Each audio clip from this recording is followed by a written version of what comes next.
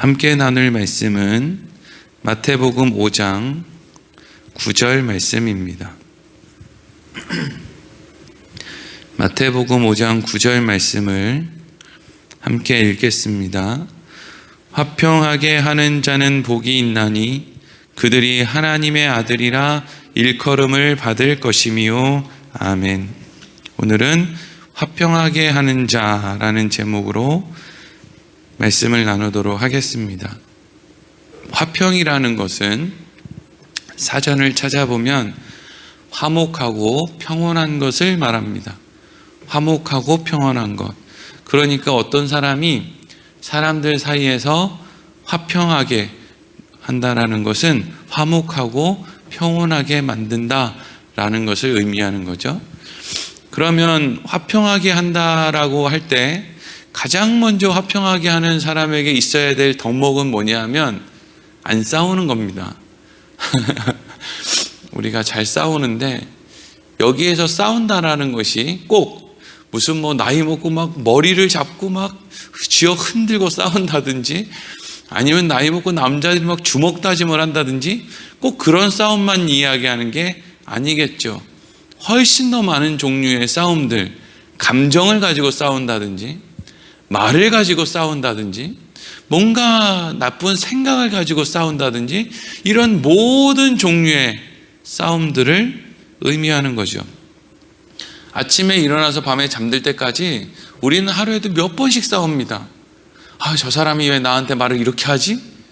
그럼 나도 저 사람한테 말을 이렇게 못되게 해야지. 그래야 내가 속이 시원하지. 저 사람이 나한테 물건을 좀 비싸게 판 것 같은데 내가 가서 따져야 되나? 말아야 되나? 대중교통을 이용하다가 저 사람이 내 발을 밟았는데 이걸 어떻게 해야 되지? 막 운전을 하며 가는데 운전하는 사람들은 다른 사람들보다 기본적으로 화를 더 내는 것 같아요. 나는 어디에 끼어들면 당연히 끼어들 수 있는 거지 다 그런 거 아니야? 그러고 다른 사람이 내 앞에 끼어들면 아니 저 사람 무식하게 여기를 이렇게 끼어드나 이러면서 그냥 또 마음으로 이제 싸움을 하는 거죠. 그러면 왜 이렇게 사람들이 싸우느냐, 싸움을 하는 그 이유를 가만히 생각해 보면 사람들이 싸움을 하는 그 중심에는 뭐가 있습니까? 내가 옳다라는 생각이 있다는 거죠. 내가 옳다. 저 사람보다는 최소한 내가 옳다. 그래서 싸우는 거 아니에요? 만약에 상대방이 나보다 옳다라고 하면 누가 싸우겠습니까?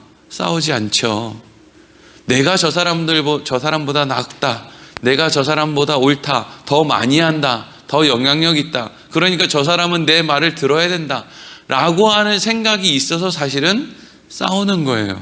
그러니까 사실 싸운다라는 것, 그렇지 않은 싸움도 가끔 있겠지만 대부분의 싸움의 중심에는 내가 나를 잘 모르고 내가 좀 교만하고 이런 마음들이 그 안에 포함되어 있는 것을 우리가 알 수 있는 것이죠. 예수님께서 이러한 사람의 우월한 마음, 사실은 우월하지 않은데 스스로의 우월함을 이렇게 드러내고자 하는 그런 마음, 싸움의 발단이 되는 그런 마음을 예수님께서 누가복음 18장 11절부터 14절까지 말씀에 이렇게 기록해 놓으셨어요. 제가 읽어보겠습니다. 바리새인은 서서 따로 기도하여 이르되 하나님이여 나는 다른 사람들 곧 토색, 불의, 간음을 하는 자들과 같지 아니하고 이 세리와도 같지 아니함을 감사하나이다. 나는 일에 2번씩 금식하고 또 소득의 11조를 드리나이다 하고 세리는 멀리 서서 감히 눈을 들어 하늘을 쳐다보지도 못하고 다만 가슴을 치며 이르되 하나님이여 불쌍히 여기소서 나는 죄인이로소이다 하였느니라. 내가 너희에게 이르노니 이에 저 바리새인이 아니고 이 사람이 의롭다 하심을 받고 그의 집으로 내려갔느니라. 무릇 자기를 높이는 자는 낮아지고 자기를 낮추는 자는 높아지리라 하시니라. 아멘. 우리는 이 말씀의 결론을 알기 때문에 바리새인이 따로 서서 기도할 때 그 모습을 좀 그냥 시작부터 안 좋게 보는, 이미 답을 가지고 보는 그런 경향이 있는데, 사실 여러분 여기 나오는 바리새인은 일반적인 사람들이 보면 훌륭한 사람이에요. 왜 훌륭한 사람이에요? 이 사람은 토색도 안 하고 불의도 안 하고 간음도 안 했대요. 그리고 일주일에 2번씩 금식하고 또 11조도 하고 그렇게 했다는 거예요. 보통 이렇게 신앙생활을 하면 이런 신앙생활을 하는 사람이 있으면 사람들이 주위에서 뭐라고 하겠습니까? 아, 저 사람 신앙생활 잘한다, 훌륭하다 라고 이야기를 할 거 아니에요. 이런 사람이 교회에 있으면 교회 집사도 되고 권사도 되고 장로도 되고 어떤 사람은 목사도 되고 그럴 거 아니겠습니까? 그런데 그에 비해서 세리는 맨날 사람들 세금 떼먹고 뒤에서 이익을 편취하고 뭐 이런 짓 하는 사람이잖아요. 그러면 누가 봐도 바리새인이 누가 봐도 세리보다는 훌륭해 보인단 말이죠. 근데 예수님이 지금 하고 싶은 말씀의 핵심이 뭐예요? 그렇다고 해서 뭐 세리가 바리새인보다 더 훌륭하다 이렇게 얘기하려는 겁니까? 그게 아니라 세리가 자기 자신을 더 잘 안다는 거죠. 바리새인은 자기 자신을 좀 잘 모른다는 거예요. 어차피 바리새인이냐 세리냐는 하나님이 보실 때는 다 거기서 거긴데, 바리새인은 너무 착각 속에 빠져서 마치 자기는 의인인 것처럼 그런 자리에 서 있지만, 세리는 그나마 똑같이 하나님 보시기엔 잘하는 게 없지만 그래도 자기 주제는 안다, 자기 분수는 안다 이거죠. 그래서 예수님께서 이 세리가 오히려 더 하나님의 응답을 받고 갔다, 하나님이 의롭다 하심을 여김을 받고 갔다라고 말을 하시는 것이죠. 그러면 어떤 사람이 어떤 상황 속에서 화평을 만들어낸다라고 할 때 그 중심에는 무슨 마음이 있겠습니까? 나는 저 사람보다 훌륭하지 않다. 그리고 또 하나, 나는 저 사람을 설득할 수 없다. 내가 저 사람을 변화시킬 수 없다. 왜? 나는 나도 변화시키지 못하기 때문이다. 이리로 가는 거예요. 그럼 이 결론이 왜 여기까지 올 수 있었습니까? 앞서 심령이 가난한 자는 복이 있나니부터 시작된 그 말씀이 계속해서 뭘 이야기하고 있어요? 너네들은 연약하고 너네들은 어리석고 그래서 너네들의 힘으로는 할 수 없고, 다윗도 못했고 모세도 못했고 바울도 못했고 뭐 성경에 나오는 굵직굵직의 인물 다 못했다. 베드로도 못했다. 예수님 3번이나 부인하고 저주하고 맹세하고 아주 난리 났다, 난리 났어. 그런데 그런 사람들이 결국에는 겪게 되는 그 인생의 한계, 자신의 인생의 한계가 그들을 살렸다는 거죠. 왜? 본 모습을 알게 했으니까. 그러니까 이 앞에 있는 과정들을 다 거치고 나니까 내가 이제 어떻게 됩니까? 화평케 하는 자의 자리에 서 있다는 거예요. 화평케 하는 자의 자리에 서 있는 것은 내가 오늘 나가면 절대 안 싸워야지, 내가 오늘 가가지고 사람들을 화목하게 만들어줘야지, 이렇게 각오하고 결단한다고 되는 게 아니라 오히려 한숨이 나오는 거, 기운이 빠지는 거, 아휴 내가 목사인데 할 수 있는 게 없네, 나 하나도 제대로 권사 못하고 내 안에 있는 화 하나도 조절 못하고 내 안에 있는 짜증 하나도 제대로 처리를 못하는데 내가 누구 앞에 나가서 이래라 저래라 할 수 있나, 아휴 참 난 구제불능이야 라고 하는 그 고백이 한 사람으로 하여금 뭘 만들어내느냐? 싸우지 않을 수 있는 마음, 화평할 수 있는 마음을 만들어낸다 하는 거예요. 그런데 이렇게 화평하게 된 사람, 화평을 만들어낼 수 있는, 싸우지 않을 수 있는 마음이 있는 사람, 내가 저 사람 바꿀 수 없다라고 하는 결론에 도달한 사람, 나는 나 스스로도 바꾸지 못해 라고 하는 결론에 도달한 사람에게 어떤 복이 있다고 합니까? 오늘 말씀 뒷부분에 보니까 그들이 하나님의 아들이라 일컬음을 받을 것이며 그러죠.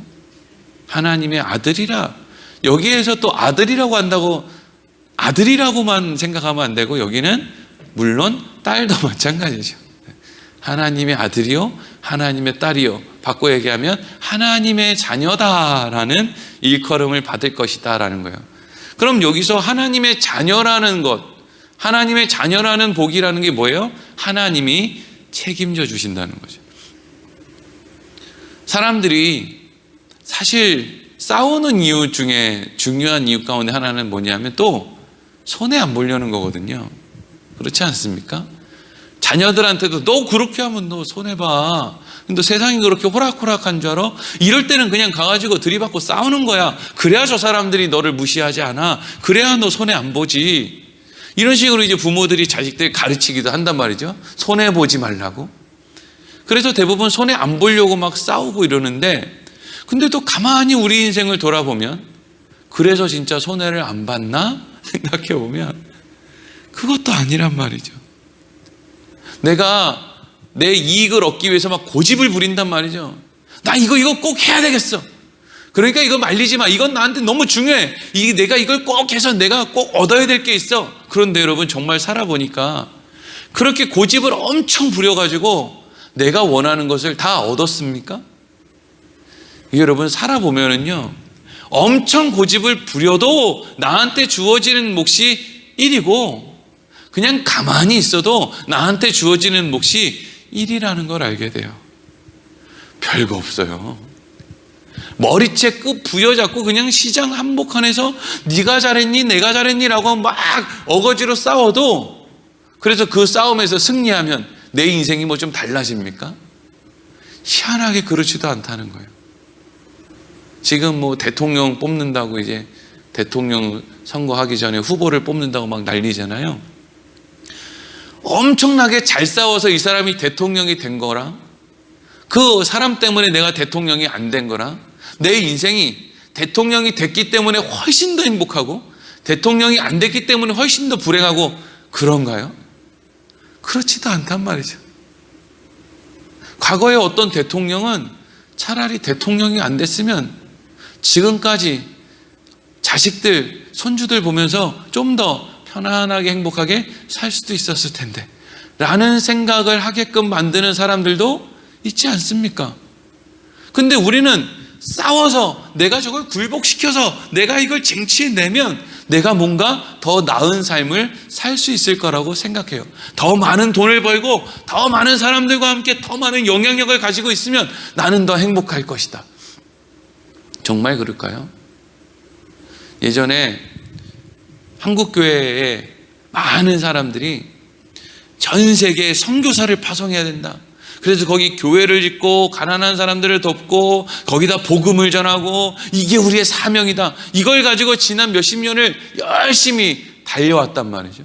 근데 여러분 지금 그렇게 우리가 최선을 다해서 달려온 결과 많은 선교사를 파송하고 거기에 교회를 짓고 막 그런 일을 했는데 정말 그 결과가 행복하기만 한 결과입니까?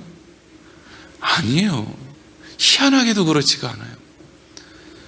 우리가 선한 마음, 좋은 마음으로 하려고 했는데 그 선한 마음, 좋은 마음을 가지고 선교 현장에서 돈 띄어먹는 그리스도인 그리고 돈 뜯긴 그리스도인, 실망하는 사람, 교회 건물 짓고 선물 나눠줄 때는 반짝 나와서 예수 믿는 척 하는 듯 보이다가 또 그런 일이 없으면 또 다시 세상으로 돌아가 버리는 아주 달고 다른 현지 주민들. 그냥 그런 것들만 남아 있는 거예요. 우리는 그런 것을 통해서 뭘 알아요? 하나님이 그 마음에, 하나님의 인생에 개입하시지 않으면 우리가 우리의 힘을 가지고 뭔가를 만들어내려고 하는 것은 안 되는 거구나. 그렇다고 해서 우리가 선교하지 말자 이런 게 아니라 선교를 하더라도 그 중심에는 하나님, 이거는 제가 하는 게 아니고요, 하나님이 하셔야 되는 건데 제가 하나님을 사랑하는 마음으로 그냥 이거 제가 감당하는 겁니다. 이렇게 하고 뭐가 잘 되든 못 되든 대부분은 잘 안 돼요. 여러분, 어려운 교회 목사들 도와주면 맨날 칭찬만 받을 것 같잖아요. 그렇지도 않아요. 더 바래요. 더. 사람들은 늘 그래요. 더 많이 바라죠. 요만큼 도와주면 그만큼 도와준 사람 감사합니다라는 게 아니라 그만큼 도와준 사람한테 더 도와줘. 더. 너 여력 있잖아. 그래서 나 지난번에 도와줬잖아. 더 줘. 더. 그래서 그만큼을 못 채워주면 실망하는 거예요. 그게 뭐 꼭 목회자들 간의 관계 속에만 그런 게 아니라 부모 자식도 마찬가지예요. 자식이 부모가 이만큼을 주면 아유 감사합니다 이게 아니라 대학 학비 대주니까 이제는 뭐 다녀라는 거예요? 차 사라는 거예요. 차 사주니까 어떻게 하라는 거예요? 이제 집 사놓으라는 거예요. 집 사주니까 이제 어떻게 하라는 거예요? 이제 돌아가시라는 거예요. 마지막 거는 아주 그냥 무섭네. 지들 막 한도 끝도 없는 거예요. 한도 끝도. 여러분 근데 그 한도 끝도 없는 것을 다 이겨봐야, 다 얻어봐야, 그래서 부모로부터 학비도 없고 뭐 차도 없고 뭐 집도 없고 뭐 재산 없고 다 없고 부모님은 일찍 돌아가시고 다 해봐야 그 사람이 그래서 행복하냐? 그래서 그 사람의 인생이 보람이 있고 뭐가 만족이 있냐? 아니라는 거예요. 아니라는 거예요. 하나님이 그 인생에 찾아오셔서 그 인생에 하나님이 답을 주시고 만족을 주시고 하나님이 개입하시고 하지 않으면 어떤 집은 육선이 가득해도 맨날 불행한데 어떤 집은 초가집에서 살아도 늘 행복하다는 거 아니에요. 그게 뭐 차이예요? 초가집과 육선의 차이입니까? 아니죠. 하나님이 함께 하시느냐. 그게 차이라는 거예요. 그러니까 먼저 생각해 볼 하나님의 아들이라 일컬음을 받을 것이다 라고 하는 그 의미의 중심에는 뭐가 있느냐? 그걸 다 얻지 않아도 하나님께서 그의 인생을 책임져 주신다 하는 거예요. 또 하나, 하나님의 아들이라 일컬음을 받을 것이다 라는 것은 이런 거예요. 네가 사람들 앞에 너의 옳음을 증명하지 않아도 하나님이 너의 옳음을 증명해 주실 것이다 이거죠. 사람들이 싸우고 고집 부리고 앞장서고 자기 할 말 다 하는 사람, 그 사람 편에 설 것 같지만요, 사람들은 너무 이상해서 시간이 좀 지나고 나면 그런 사람들 주위에는 사람이 없고요, 오히려 져주고 오히려 자기 이야기 안 하고 들어주고, 이런 사람들이 바보 멍청이처럼 취급받는 것 같지만 결국에 사람들이 누구를 더 좋아해요? 후자를 더 좋아한단 말이죠. 근데 희한하게 사람들이 후자를 더 좋아하고 시간이 지나면 후자가 더 잘 사는 것 같이 보이거든요. 근데 이상하게 TV나 아니면 무슨 뭐 학교나 아니면 좀 뭐 부모님들이나 가르치는 걸 보면 어떻게 가르치느냐? 그걸 가르치는 게 아니라 오히려 내가 봤을 때 저 사람 진짜 싫은데, 저렇게 살면 안 되는데, 이런 걸 자꾸 부모들이 가르치고 학교에서 가르치고 그런 데는 거 아니에요.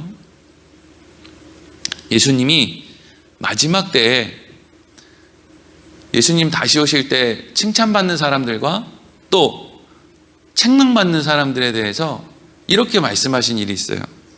마태복음 25장 34절부터 40절까지 말씀인데 제가 읽어보겠습니다. 우리 다 잘 아는 말씀이에요. 그때의 임금이 그 오른편에 있는 자들에게 이르시되 내 아버지께 복받을 자들이여 나와 창세로부터 너희를 위하여 예비된 나라를 상속받으라. 내가 줄일 때에 너희가 먹을 것을 주었고 목마를 때 마시게 하였고 나그네 되었을 때 영접하였고 헐벗었을 때에 옷을 입혔고 병들었을 때에 돌보았고 옥에 갇혔을 때에 와서 보았느니라. 이에 의인들이 대답하여 이르되 주여 우리가 어느 때에 주께서 줄이신 것을 보고 음식을 대접하였으며 목마르신 것을 보고 마시게 하였나이까? 어느 때 나그네 되신 것을 보고 영접하였으며 헐벗으신 것을 보고 옷 입혔나이까? 어느 때 병드신 것이나 옥에 갇힌 것을 보고 가서 배웠나이까 하리니 임금이 대답하여 이르되 내가 진실로 너희에게 이르노니 너희가 여기 내 형제 중에 지극히 작은 자 하나에게 한 것이 곧 내게 한 것이니라 하시고 아멘. 지극히 작은 사람, 주위에 있는 소외된 사람, 심지어는 병든 사람, 헐벗은 사람, 그리고 옥에 갇힌 사람, 이런 사람들을 돌봤다는 거예요. 네 주위에 있는 연약한 사람에게 한 그 행동이 그런 행동과 같은 거다. 왜? 같은 마음이기 때문이다 이거죠. 그러니까 예수님이 어떤 사람에게 상을 주시면서 너는 나한테 이렇게 잘했고 이렇게 잘했고 이렇게 잘했고 이렇게 잘했다, 그랬더니 그 사람이 당황해하면서 아니 언제 제가 예수님한테 그렇게 잘했습니까? 임금님한테 그렇게 잘했습니까? 그러니까 그 사람이 뭐라 그래요? 네가 주위에 있는 지극히 작은 자에게 한 것이 나에게 그렇게 한 것이다. 왜 이게 같다는 거예요? 마음이 같다는 거죠. 마음이. 그러면 이 마음은 무슨 마음이에요? 옥에 갇힌 사람을 돌보는 그 마음의 중심에는 뭐가 있는 거예요? 나는 당신과 다르지 않아 라고 하는 생각이 있는 거죠. 그러니까 여러분, 우리가 옛날에 가난하게 살아본 사람들은 주위에 가난한 사람이 있으면 그 사람들을 그냥 쉽게 못 지나치는 법이잖아요. 그럼 왜 그 사람들을 이렇게 잘 쉽게 못 지나칩니까? 나갔거든요. 옛날에 나갔단 말이에요.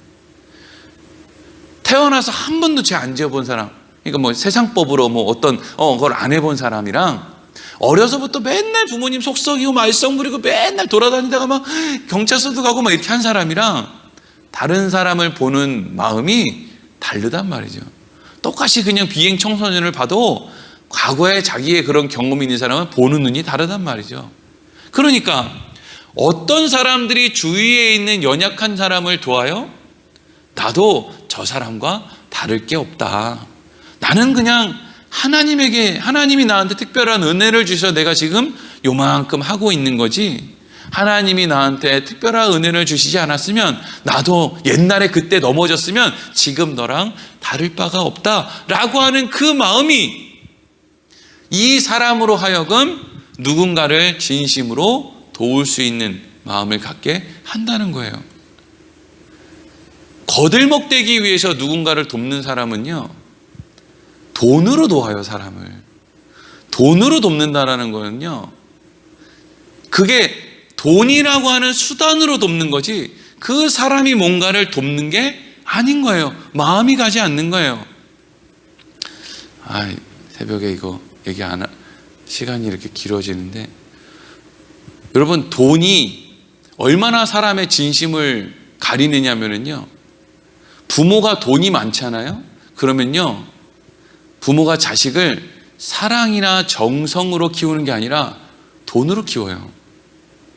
돈이 많은 사람은 사람들을 도울 때 돈으로 도와요. 돈으로 돕는다는 것 안에는 대부분 진심이 없어요. 내가 그냥 편해서 돈으로 돕는 거예요. 너무 돈이 많아서 그냥 돈으로 돕는 거예요. 근데 그 안에 진심이 담기고 정성이 담기는 것은 사실 돈이 없을 때, 누군가를 도울 때 더 그런 것들이 담길 수밖에 없죠. 예수님이 그 사람들이 옳다는 거예요. 그 마음을 가지고 너의 주위에 있는 사람들 도운 걸 너무 잘했다고 칭찬하시는 거죠. 여러분, 오늘 예수님께서 화평하게 하는 자는 복이 있나니 그들이 하나님의 아들이라 일컬음을 받을 것이다 라고 말씀하세요. 화평하게 만드는 사람의 중심, 이전까지 계속 언급되어 있던 자기를 드러내지 않는 자신의 연약함을 깨닫는 그 사람의 중심을 향해서 그들이 하나님의 아들이라 일컬음을 받는다라고 하는 말은 하나님이 책임져 주실 것이다. 하나님이 욥과 같이 친구들 앞에서 욥이 옳다라고 인정해 주실 것이다 라고 말씀해 주시는 것이죠. 오늘 말씀 이렇게 마치도록 하겠습니다.